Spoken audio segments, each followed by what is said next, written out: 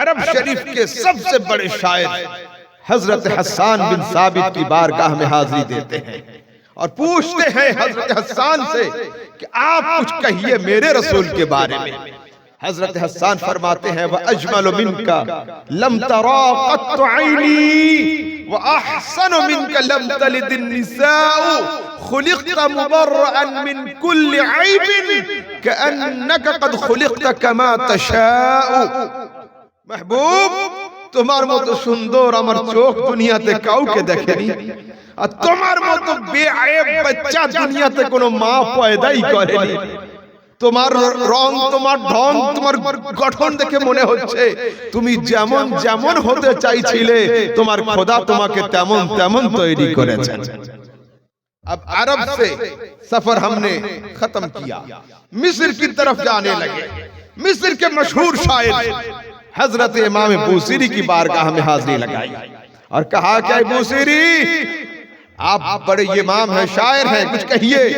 امام بوصیری فرماتے ہیں فَإِنَّ فَضْلَ رَسُولِ اللَّهِ لَيْسَ لَهُ حَدٌّ وَيُعْرِبُ عَنْهُ نَاطِقٌ بِفَمِهِ۔ দুনিয়ার লোক মুস্তাফার পরিচয় কেউ দিতে পারে না, বরঞ্চ আপন আপন আলফাজ, আপন আপন ইলমের গহরাই বয়ান করে, জাতে মুস্তাফার তারিফ কেউ করতে পারে না। یہاں جتنے لوگ ہیں سب مجھ سے بڑے عالم ہیں، یہ لوگ علم میں، عمل میں، زہد میں، تقوی میں، عمر میں، ہر چیز میں بڑے ہیں، مگر پھر بھی ایک نکتہ رکھنا چاہتا ہوں۔ چاند رات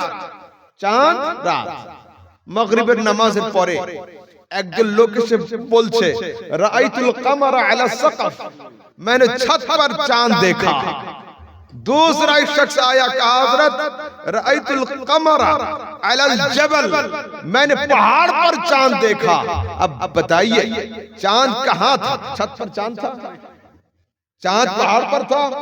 نہیں، تو یہ پہاڑ ہو چاہے چھت، یہ دیکھنے والے کی منزل تھی، یہ چاند کی منزل نہیں تھی۔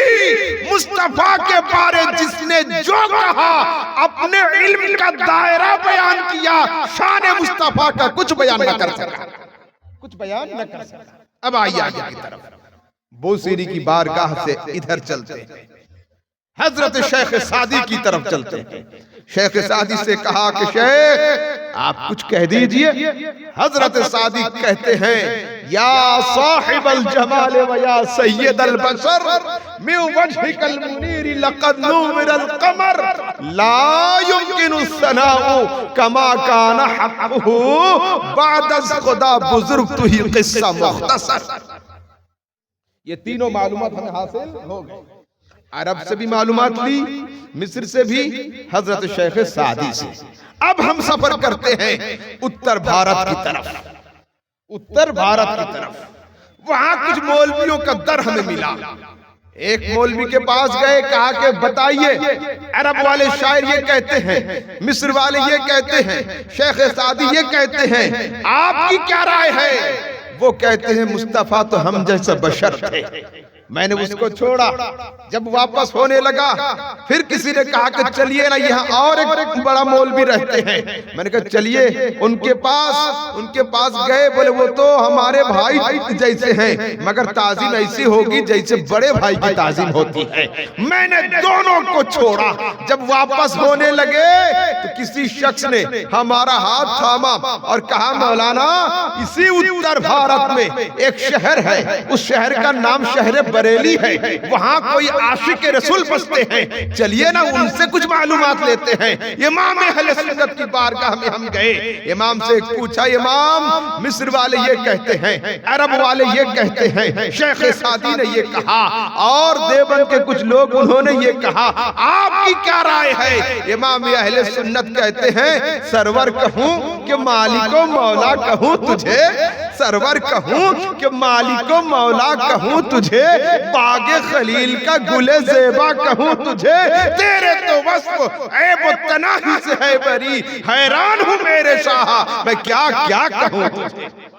আলা হযরত লিখছেন তোমাকে সরওয়ার বলবো, মালিক বলবো, মাওলা বলবো, বাদশা বলবো, আকা বলবো, কি বলবো, আমি হয়রান হচ্ছি যে তোমার সম্মানে কি বলবো। मैं मौलवी अहमद रजा आलम तसव्वुर में इमाम अहले सुन्नत के कदम अतहर को पकड़ लिया, कहा हजरत आप इमाम हैं, अगर आप बजाते खुद हैरान हैं फिर मुक्तदियों का हाल क्या होगा? कुछ तो कहिए। इमाम अहले सुन्नत बोल पड़े, मौलवी अहमद रजा बात मान नहीं रहे हो, लाओ कलम, 2 कॉपी लिख देता हूं। मैंने कहा हुजूर लिख दीजिए। इमाम अहले सुन्नत फैसला देते हैं, लेकिन रजा ने खत्म सुखन इसमें कर दिया कि खालिक का बंदा खल्क का आका कहो। ऐ मुस्तफा फैसला এতটুকু, তুমি হলে আল্লাহর গোলাম, বাকি সমস্ত মখলুকের ইমাম। इमाम अच्छा आका का। अब चलते हैं उधर, कहां छोड़ा था?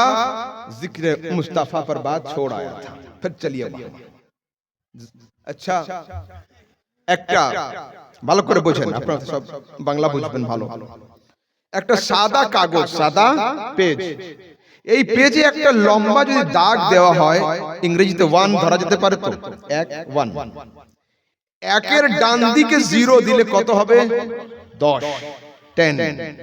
যদি 0টা একের বাম দিকে চলে যায় কত হবে? 0 1 0 1।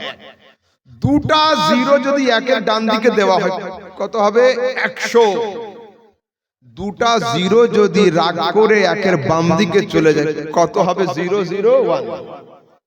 তিনটা 0 যদি একের ডান দিকে দেওয়া হয় 1000 1000।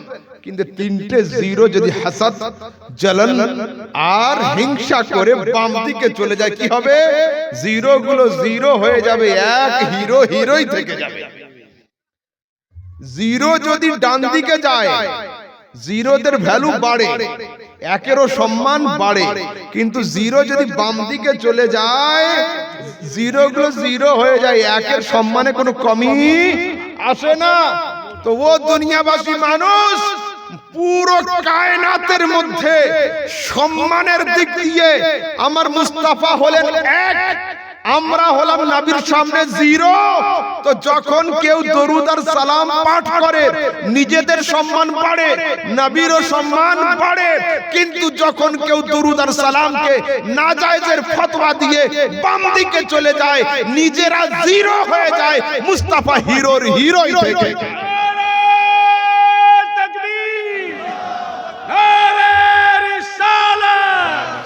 मुफ्ती गुलाम समदानी साहेब, ताजुल शरिया कॉन्फ्रेंस, जलसा कमेटी, नारे तकबीर। আল্লাহ, যখন কেউ দরুদ সালাম পড়ে নিজেরও ভ্যালু বাড়ে, নবীরও সম্মান হয়।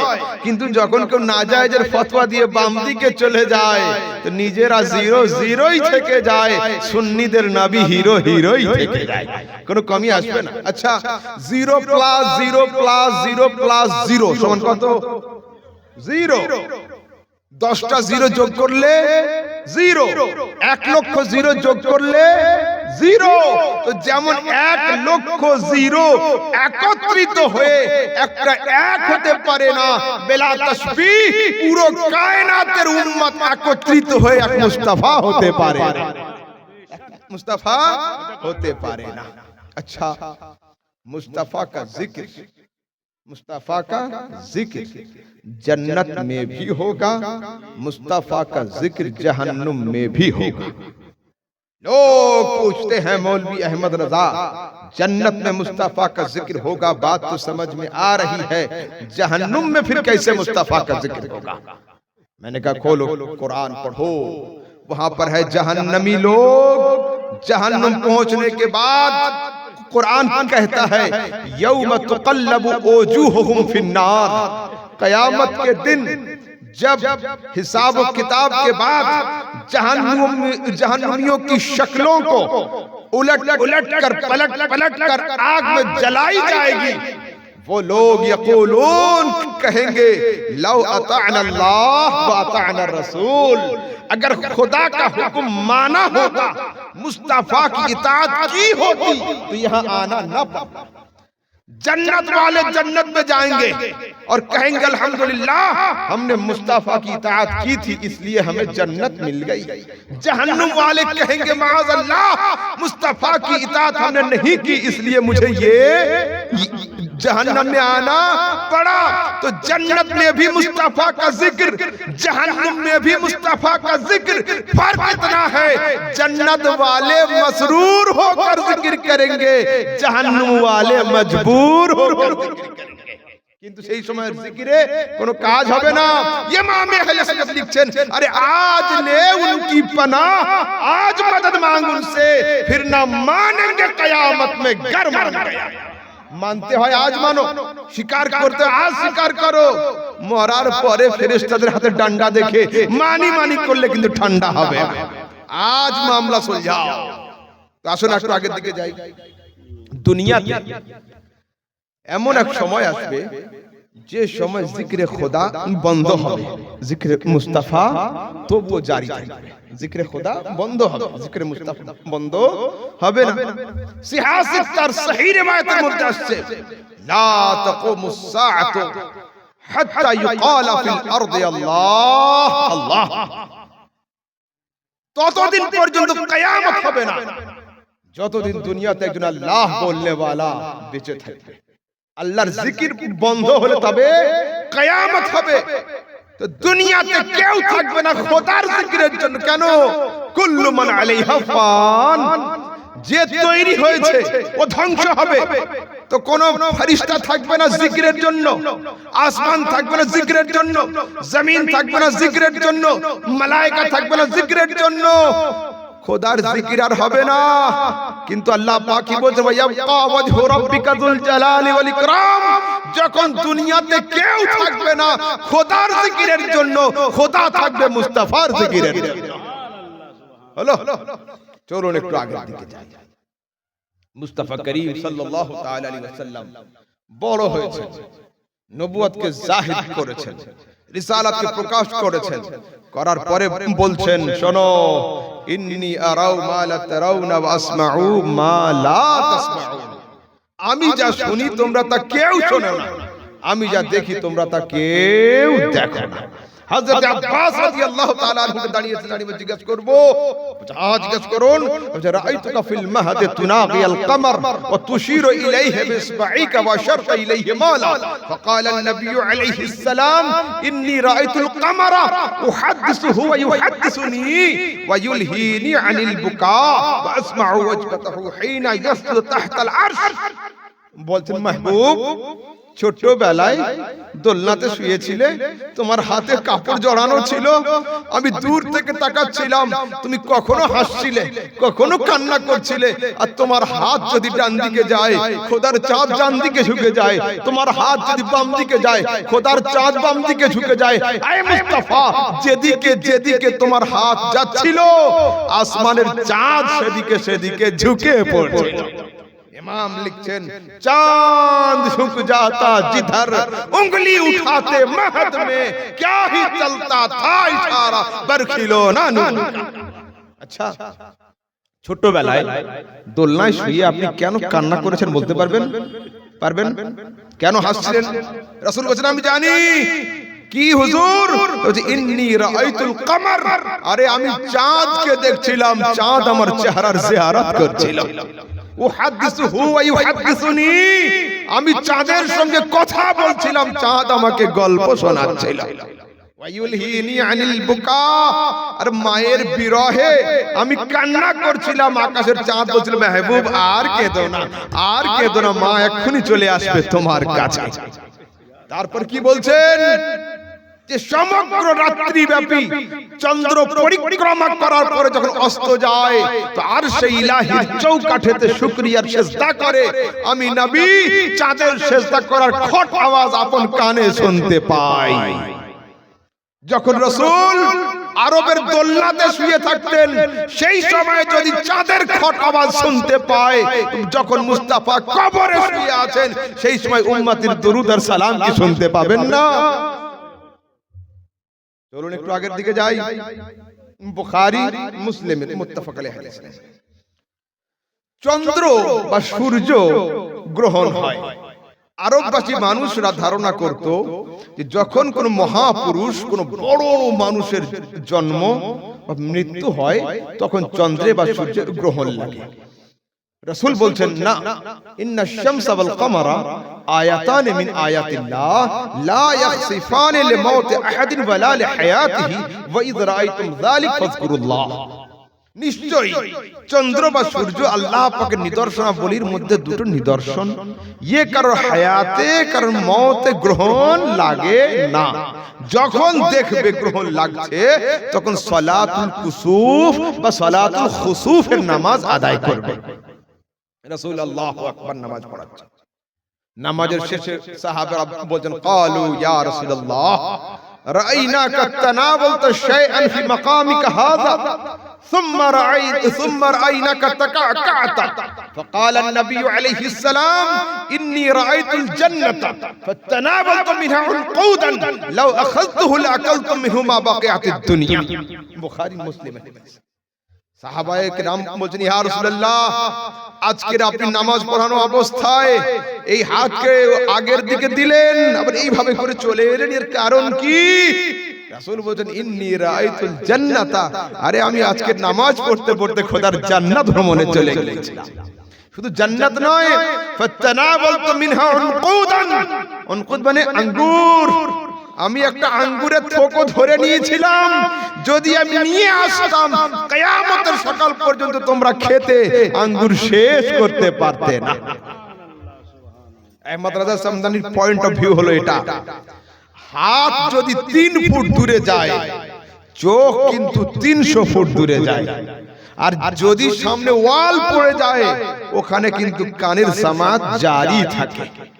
যে মুস্তাফা আরবের মুসাল্লায় দাঁড়িয়ে নিজের হাতকে জান্নাতে পৌঁছতে পারেন, সেই নবী আরবের কবরে শুয়ে নিজের চোখ আর কানকে কি পশ্চিমবঙ্গে পৌঁছতে পারেন না? হ্যাঁ, কেন পারবেন না? চলুন একটু আগে দিকে যাই। আচ্ছা, দুনিয়াতে বিজনেস বা কারোবার কয় রকমের হয়?